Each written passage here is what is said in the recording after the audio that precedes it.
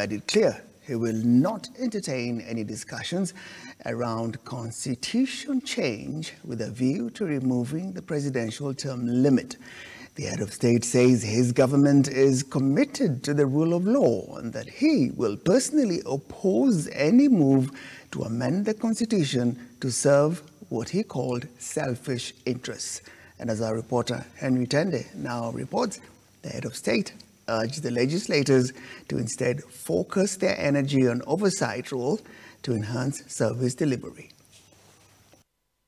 At the parliamentary meeting, President William Ruto used the occasion to respond to the controversial proposal by Fafi Member of Parliament Saleh Yakub that seeks to amend the constitution to remove the presidential term limit. Yakub had indicated that he will introduce a motion on the floor of the House to replace the term limit with a retirement age cap of 75 years.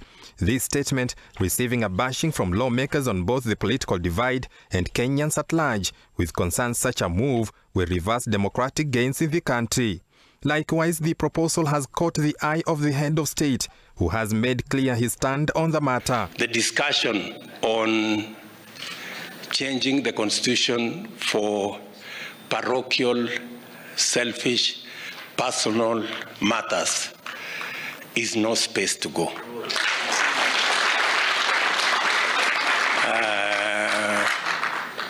I want to be very clear that as president, I will not participate in mutilating the constitution for purposes of serving selfish, personal, parochial interests. The Commander-in-Chief reiterating his government's resolve to respect the rule of law. Ruto saying he will vehemently oppose any move to amend the constitution to serve what he terms selfish interests. The same way we opposed BBI because it was meant to achieve selfish, parochial, personal interests. We will oppose any move to change the constitution. I will be at the front to say no to any change of the constitution, to change term limit, to change things that benefit individuals. Here, that is unnecessary,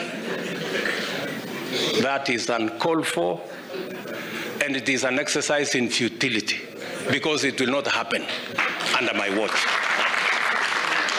Acknowledging the important role played by Parliament in leadership of the country, President Ruto has urged the legislators to use their discussions in the House to oversight his government for better service delivery. The most important aspect of a member of Parliament is to speak on all the issues, legislation, to ensure that there is oversight and to represent your people, the people who elected you. Today's meeting also discussed proposed names to take up roles in the East Africa Legislative Assembly, EALA.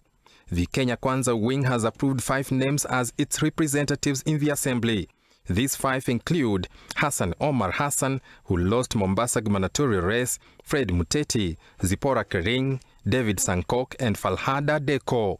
Henry Tende, Look Up TV.